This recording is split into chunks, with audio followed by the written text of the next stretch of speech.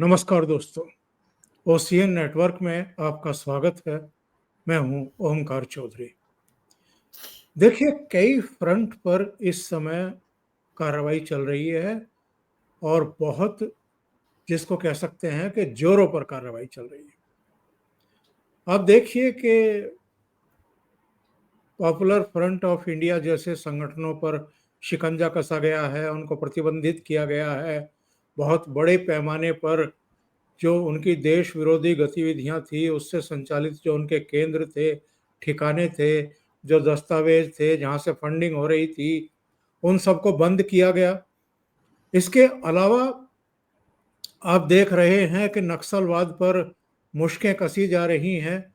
मार्च 2026 की डेडलाइन तय कर दी गई है कि तब तक नक्सलवाद को खत्म कर दिया जाएगा इस देश से। खत्म नहीं भी हुआ तो उसे मिनिमाइज कर दिया जाएगा, बिल्कुल वो सिमट करके रह जाएंगे और अल्टीमेटली खत्म हो जाएंगे। इसी तरीके से हम देख रहे हैं कि मोदी सरकार जब से आई है, आतंकवाद पर भी उसने जीरो टॉलरेंस की नीति अपनाई है। और 2018 जब महबूबा मुफ्ती सरकार की विदाई हुई, बीजेपी के समर्थन वापस लेने से के बाद से, और वहां पर राष्ट्रपति शासन लगाया गया।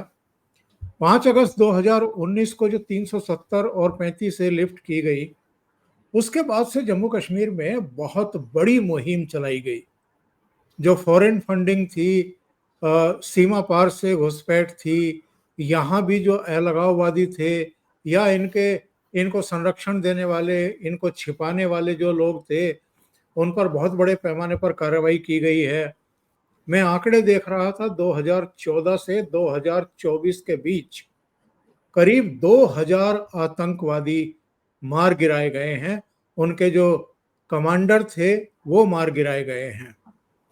और अब एक और सूचना मिल रही है। आईबी की हाल ही में एक बैठक हुई थी।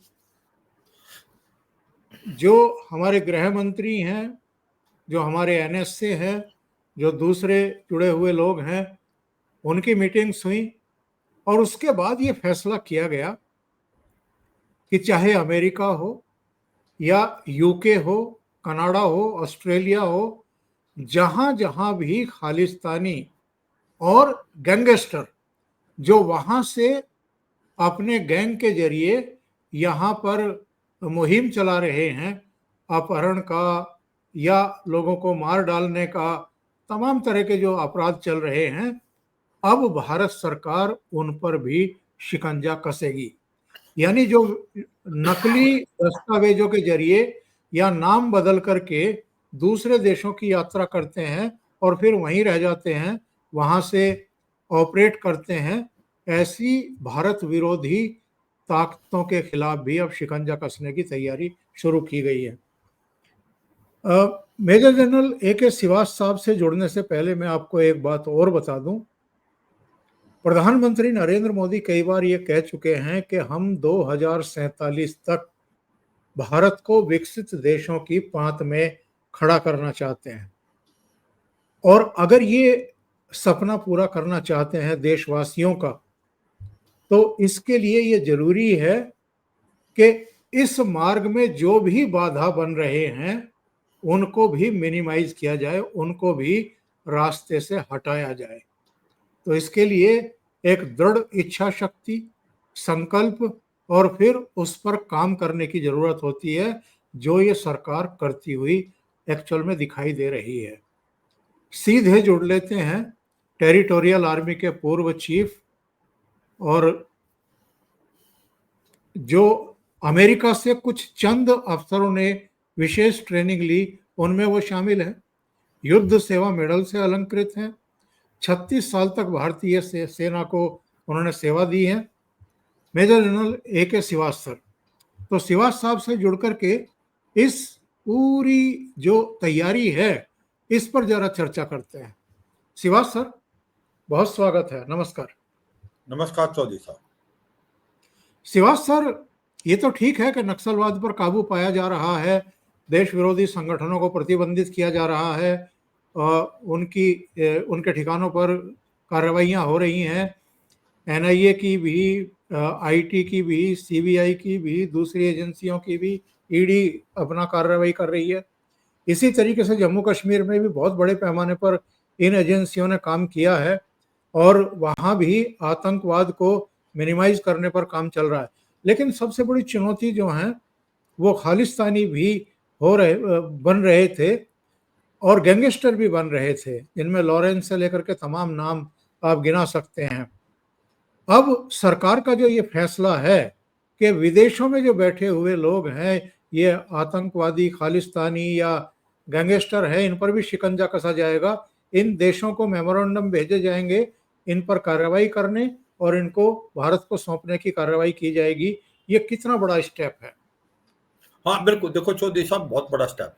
इससे पहले आपने बहुत अच्छा बात की कि जो नेक्स्ट स्लाइड की जो प्रॉब्लम, मुझे लगता है ये काबिल तारीफ है कि कुछ चंद एक साल में, 10-11 साल में प्रेजेंट गवर्नमेंट ने जिस प्रकार से इसको मल्टी प्रोंग स्ट्रेटेजी से किया, ये मैं व्यूअर्स को इसलिए बताना चाहूंगा कि कोई भी चीज एक एक एक्शन से नहीं हो सकती कि आप मिलिट्री एक्शन करें और आप इसका कोई सोल्यूशन पा सकते हैं। माओइस्ट प्रॉब्लम ऐसी थी कि कम से कम 10 से 11 स्टेट्स में फैल चुकी थी। 400 के करीब जो डिस्ट्रिक्ट इससे इफेक्टेड थे और वहां पर ये जो माओइस्ट की प्रॉब्लम धीरे धीरे बढ़ती जा रही थी और ये भारत के लिए बहुत बड़ा चैलेंज था। जब ये प्रेजेंट गवर्नमेंट आई तो इन्होंने मल्टी प्रोंग स्ट्रेटेजी के तहत किया।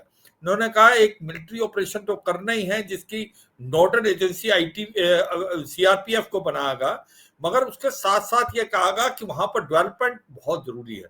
जिस प्रकार से वहां पर डेवलपमेंट हुई, सड़कों का जाल बिछा, वहां पर स्कूल करे, वहां पर हॉस्पिटल आए, वहां पर एम्प्लॉयमेंट के जरिए किए। और दूसरा जो हमने अपने आप की जो नेक्सलाइट को जो फोर्स लड़ रही थी सीआरपीएफ, उसको मॉडर्नाइज किया, ऑपरेशन को मॉडर्नाइज किया, इंफॉर्मेशन लेने के तरीकों को बदला, ड्रोन्स का इस्तेमाल किया।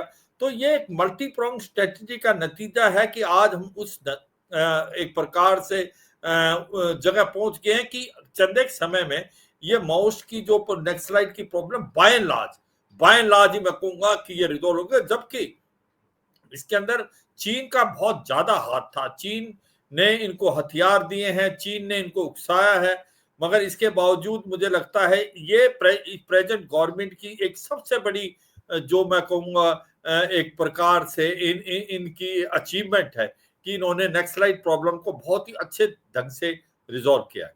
जो बाकी भी चीजें मैं ये कहने की कोशिश करूंगा, अगर आप 2014 से पहले देखें तो कुछ ना कुछ हर महीने या हर साल होता रहता था। क्योंकि आप देखें कि कहीं ना कहीं दंगे फसाद और कहीं ना कहीं आप देख ब्लास्ट होना, ये एक बहुत कॉमन चीज थी। और ये जितने भी आतंकवादी संगठन थे, चाहे आप सिमी था, चाहे आपका पीएफआई आपने बोला, कुछ अल कायदा के भी एलिमेंट्स नजर आ रहे थे, कुछ रेडिकलाइजेशन बहुत बढ़ता जा रहा था, south southern part of country में भी बढ़ता जा रहा था और इंटेलिजेंस एजेंसी के बीच में तालमेल नहीं था। जबकि इसके प्रेजेंट गवर्नमेंट के आने के बाद जो काम किया है एनआईए ने, उससे क्या है कि पूरे का पूरा जो इंटेलिजेंस एजेंसी है वो वाइब्रेंट होगी। वो सारी कार्य स्टेट और सेंट्रल गवर्नमेंट की एजेंसी कोऑपरेट करती हैं। दूसरा, एक दूसरे के साथ वर्टिकल और हॉरिजॉन्टल रियल टाइम इंटेलिजेंस पास करते हैं। और ये सच्चाई है कि 2014 के बाद कोई भी मेजर एक्शन नहीं हुआ जम्मू कश्मीर के अलावा। तो ये मुझे लगता है इस गवर्नमेंट की बहुत बड़ी अचीवमेंट है कि एनआईए का जो इंटेलिजेंस का दायरा इतना पुख्ता रहा है कि इससे पहले कि कोई भी ऐसी मिलिटेंट कार्रवाई कर पाए उनको दबोच दिया जाता है। और मुझे लगता है ये बहुत अच्छी बात है। और अब ये सच्चाई है कि अगर आप कश्मीर घाटी को भी देखें, इसके अंदर भी जिस प्रकार से प्रेजेंट गवर्नमेंट ने इसको एक प्रकार से सुलझाने की कोशिश की है, इसके अंदर भी मैं कहता हूं कि बहुत ही अच्छा काम किया। जिस प्रकार 2014 के बाद जैसे जैसे धीरे धीरे टाइम बढ़ा, 2019 में आर्टिकल 370 और 35 का को एब्रोगेट करना, ये मुझे लगता है एक हिस्टोरिक स्टेप था। ये एक ऐसा स्टेप था कि किसी ने ये नहीं सोचा था कि ऐसा हो पाएगा। और बहुत कुछ इसके ऊपर नेगेटिव कमेंट्स पास किए गए थे, इसको अगर हटाने की कोशिश की तो खून की नदियां बह जाएंगी। मगर ये काबिल तारीफ है इस गवर्नमेंट का, इन्होंने वो करके दिखाया। और उससे फर्क क्या आया? देखो फर्क इतना आया कि आप आज एक प्रकार जम्मू एंड कश्मीर ऐसे ही स्टेट बन गई, अभी तो यूनियन टेरिटरी है, जैसे कि दूसरी है, चाहे वो हरियाणा है, पंजाब है, केरला है, असम है, बिहार है। और उनको जो फैसिलिटी नहीं मिली थी, ये उल्टा बात है, उनको कुछ एक फैसिलिटियों से दूर रखा जा रहा था, अब उनको वो पूरी फैसिलिटी मिलती है। आज अगर आप जम्मू एंड कश्मीर की एक बार देखें, तुलना करें, तो मुझे लगता है आपको ये देखना पड़ेगा, वहां पर रेडिकलाइजेशन जो साउथ कश्मीर में बहुत ज्यादा होता है उसमें बहुत कमी आई है। पत्थरबाजी की घटनाएं एक भी नहीं हो रही। वहां पर IM medical college, engineering college बने हैं, वहां सड़कों का जाल बिछा है, टूरिज्म रिकॉर्ड टाइम हुआ है, लोगों को एम्प्लॉयमेंट मिल गई है। इसके बाद स्ट्राइक एक दिन भी नहीं होती। तो ये देखें, बिजली 24 घंटे आती, पानी 24 घंटे आता है। तो एक ऐसा एम्प्लॉयमेंट जनरेटेड इन्वायरमेंट बन गया है, ओवरऑल डेवलपमेंट हो रही है इस यूनियन टेरिटरी की।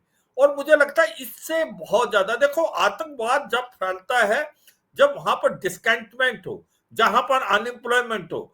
मैं ये नहीं कह रहा कि ये बिल्कुल खत्म हो गया है, पाकिस्तान पूरी कोशिश कर रहा है, क्योंकि उनकी पॉलिसी है ब्रीड इंडिया विद 1000 कट, मगर वो सक्सेसफुल नहीं हो रहा, बल्कि उल्टा इफेक्ट हुआ है। एक बहुत काबिल तारीफ बात हुई है चंद 2-3 साल में, कि जो पीओजे के है इलाका और गिलगित बाल्टिस्तान, वहां के लोग अब सड़कों पे आने लगे। वहां पर पाकिस्तान की बजाय भारत का झंडा आपको कई बार दिखा मिलता है।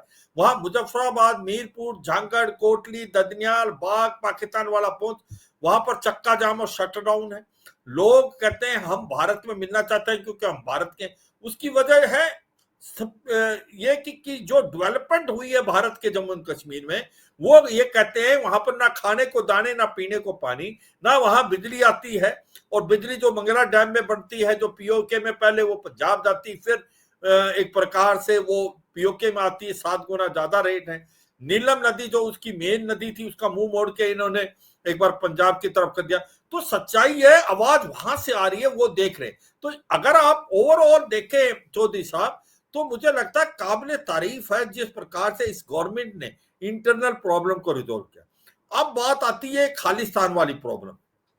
ये मुझे लगता है एक बहुत बड़ी चुनौती है, इसको इतना आसान नहीं होगा, क्योंकि इसकी जो रूट्स हैं अनफॉर्चुनेटली बहुत ज्यादा फैल चुकी हैं। यूरोपियन की कुछ कंट्रीज हैं, चाहे वो यूके है, चाहे जर्मनी है, फ्रांस में भी कुछ एक है, स्पेशली कनाडा में, और आपका जो यूएसए में, और कहीं ना कहीं ऑस्ट्रेलिया में भी।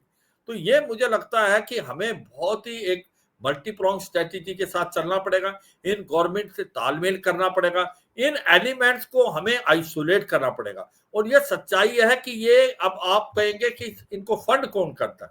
देखो, इनको फंड करने वाली भी कुछ एजेंसीज हैं जो एंटी इंडिया वाली हैं, और इनको हवाला मनी बहुत मिलती है, और कुछ ना कुछ इनको एनजीओज हैं जो कि फंड कर रहे हैं। और ये सच्चाई है, ये एक्सटोर्शन की भी मनी लेते हैं, ये ड्रग का भी कहीं ना कहीं इनका कनेक्शन है, और कुछ ना कुछ ये कंट्रीब्यूशन भी।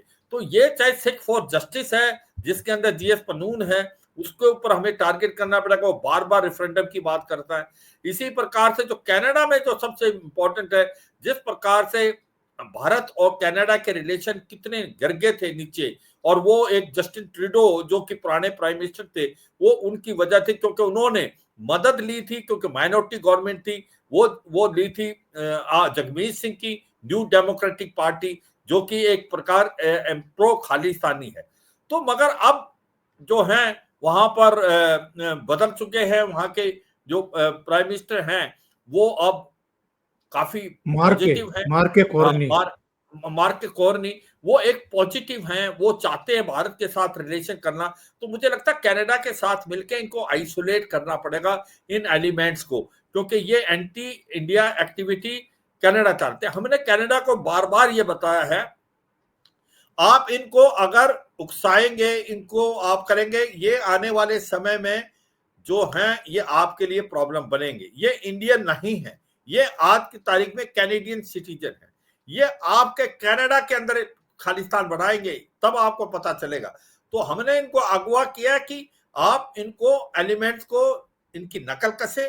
ये जो गैंग वार है, जो पैसा है फ्लो कर रहा है, और वहां पर ड्रग मनी है, वहां पर कहीं ना कहीं बिश्नोई ग्रुप का भी कहीं ना कहीं दबदबा है, उसको बंद करे, भारत से कोऑपरेट करे।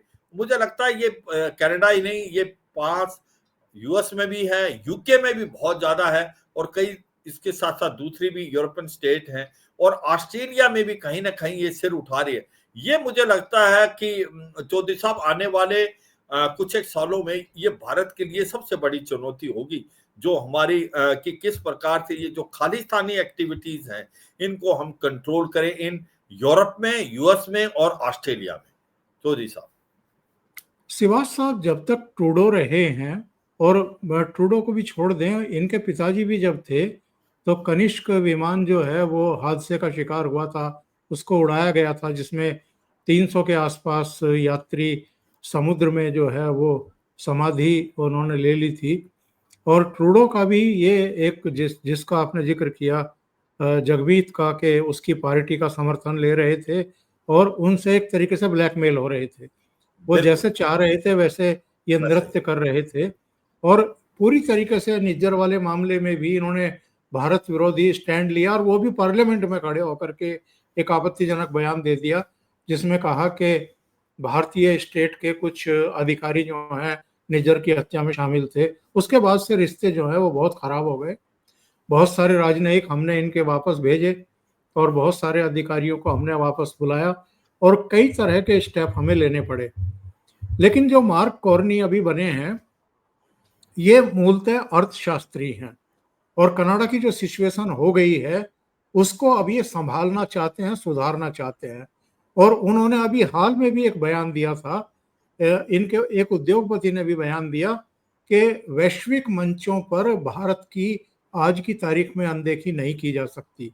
G7 जो समिट हुई थी कनाडा में, उसमें भी कुछ देश चाह रहे थे कि भारत को ना बुलाया जाए, लेकिन मार्क कॉर्ने जो है वो उस पर अड़ गए थे। उन्होंने प्रधानमंत्री को सीधे कॉल किया था। कहने का आशय ये है कि कनाडा हो, ब्रिटेन हो, ऑस्ट्रेलिया हो, अमेरिका हो, आज भारत इस कंडीशन में है, पहले रहा हो या नहीं रहा हो, कि कूटनीतिक तौर पर हम उनसे सीधे बात कर सकते हैं।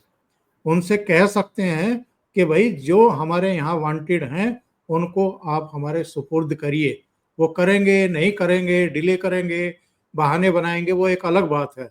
लेकिन कम से कम एक प्रक्रिया शुरू तो हो, एक प्रेशर तो इन देशों के ऊपर आए। अभी तो ये खुला खेल फर्रुखाबादी है वहां पर। कभी हमारे उच्चायोग पर जाकर के तिरंगे का अपमान कर देते हैं, कभी कुछ करते हैं। तो कम से कम एक शुरुआत तो हो। हाँ, बिल्कुल। देखो चौधरी साहब, ये मुझे लगता है कि स्टिक एक्शन लेना पड़ेगा। आपने बिल्कुल ठीक कहा। वो बताना और उनका कोई एक्शन नहीं लेना। भारत के प्रधानमंत्री अगर जा रहे हैं यूके में, वहां पर कहीं ना कहीं एक प्रकार से ये इकट्ठे होके सड़कों पे जुलूस निकालना, ये प्रकार का उनकी गवर्नमेंट को अलाउ करना, या कनाडा में G7 की मीटिंग के सामने भी ये खड़े हुए थे। इसी प्रकार अमेरिका में, मुझे लगता है इन देशों को अभी जो है एक सीखना पड़ेगा, और हमें एक बहुत स्टिक इनके ऊपर मैसेज भेजना पड़ेगा, इनफ इज इनफ। क्योंकि आप डेमोक्रेसी के नाम से आप उसको मिसयूज नहीं कर सकते। और हम बार बार एक चीज बता रहे हैं, ये जो खालिस्तानी हैं ये भारत के निवासी नहीं हैं। ये आप अमेरिका के हैं या यूके के हैं या अभी कनाडा के हैं, ये आपके लिए प्रॉब्लम होने वाले हैं आने वाले टाइम में। ये भारत के लिए कोई प्रॉब्लम नहीं है, भारत में नहीं। मगर दुख की बात है, ये कुछ चंदे हैं, ये इनकी परसेंटेज 2-3% से ज्यादा नहीं है, मगर ये एक शोर ज्यादा बताते हैं और लॉ को अपने हाथ में ले लेते हैं। और उनके जो लॉ हैं वो काफी एक प्रकार से रिलैक्स है, चाहे अमेरिका में हो, चाहे ये यूरोप या में कनाडा में, कि उसका ये फायदा उठाते हैं। वो प्रो डेमोक्रेसी की बात करते हैं कि हम राइट है सभी को एक प्रकार प्रोसेशन करने का, और राइट टू स्पीक है। तो मुझे लगता है हमको समझना पड़ेगा, अगर आप ऐसे ही एक्टिविटीज का को बढ़ने देंगे तो आने वाले टाइम में ये आपके देश की सिक्योरिटी के लिए एक बहुत बड़ा चैलेंज होने वाले। भारत के लिए तो चैलेंज है, और भारत और वो जो देश हैं, कनाडा हो, अमेरिका हो, यूके हो, बाकी यूरोपियन कंट्री हो, ये मिलकर काम करना पड़ेगा। क्योंकि ये एलिमेंट जो हैं ये एक प्रकार से टेररिज्म को भी बढ़ावा दे रहे हैं।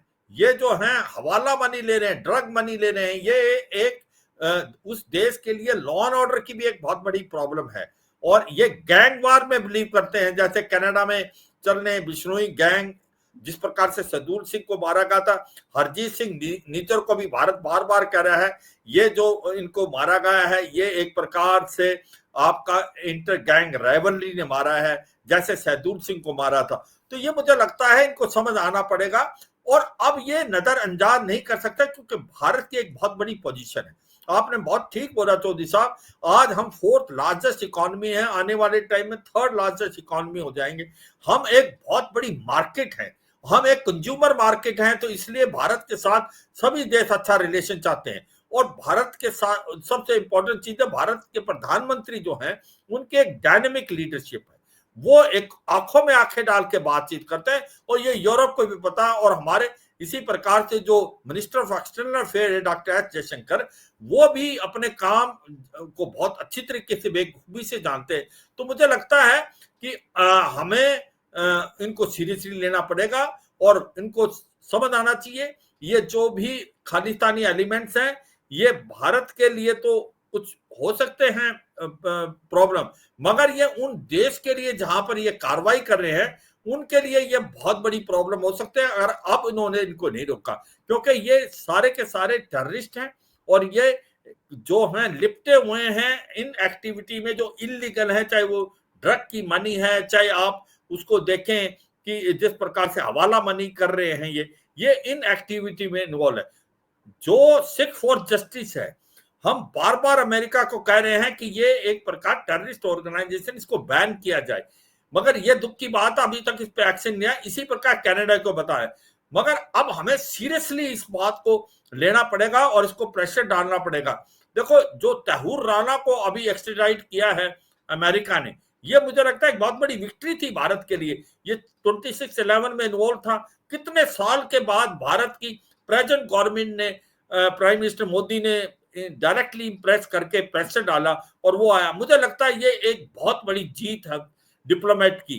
तो इसको मद्देनजर रखते हुए अभी हमें इनके ऊपर प्रेशर डालना पड़ेगा कि ये जितने भी खालिस्तानी एक्टिविस्ट हैं जो कि चारों तरफ फैले हुए हैं, चाहे अमेरिका, कनाडा, यूरोप या ऑस्ट्रेलिया में, इन देश के ऊपर एक प्रकार से हम डिप्लोमेटिक प्रेशर डालें और इनको बोलें इनकी नकल कसे, नहीं तो फिर हमारे के साथ बिजनेस एज यूजुअल नहीं हो सकती। चौधरी साहब, मैं दर्शकों को एक बार स्क्रीन साझा करके दिखा देता हूं। MEA और गृह मंत्रालय का साझा अभियान। अधिकारियों ने बताया कि IB कॉन्फ्रेंस के बाद अब गृह मंत्रालय और विदेश मंत्रालय मिलकर इस पर औपचारिक कार्रवाई करेंगे। गृह मंत्रालय का अगला बड़ा एजेंडा ये है कि हर वांछित खालिस्तानी या गैंगस्टर आतंकी के खिलाफ पुख्ता सबूत जुटाकर ये दिखाया जाए कि उन्होंने फर्जी दस्तावेजों के आधार पर वीजा या शरण ली, फिर इन्हीं सबूतों के आधार पर संबंधित देशों से अनौपचारिक बातचीत कर उन्हें भारत प्रत्यार्पित करने का प्रयास किया जाएगा। कनाडा इस समय खालिस्तानी और गैंगस्टर आतंकवादियों का सबसे बड़ा ठिकाना माना जा रहा है। पिछले महीने संसद में सरकार ने जानकारी दी थी कि खुद कनाडा की खुफिया एजेंसी CSIS ने भी अपनी 2024 की वार्षिक रिपोर्ट में माना कि खालिस्तानी चरमपंथी कनाडाई धरती का इस्तेमाल भारत विरोधी गतिविधियों के लिए कर रहे हैं। MEA ने 24 जुलाई को संसद में लिखित जवाब में कहा, 18 जून 25 को जारी CSIS की वार्षिक रिपोर्ट में पहली बार पुष्टि की कि खालिस्तानी उग्रवादी कनाडा की जमीन का इस्तेमाल भारत को निशाना बनाने वाली हिंसक गतिविधियों की योजना बनाने, फंड इकट्ठा करने और प्रचार के लिए कर रहे हैं। यानी पहली बार दिखाई दे रहा है अब कनाडा का भी रुख बदलते हुए, क्योंकि ट्रूडो की सरकार चली गई है और नए प्रधानमंत्री वहां आए हैं, इसलिए संभावना बन रही है। दो तीन बातें हैं इसमें। एक तो सच्चाई है कि माँ कार्ने जो है वो एक बैंकर हैं और वो इकोनॉमी को अच्छी तरीके से समझते हैं। भारत और कनाडा के बीच में फ्री ट्रेड एग्रीमेंट होना था, मगर उसको खटास में चला गया था। अब वो दोबारा ट्रैक पे है।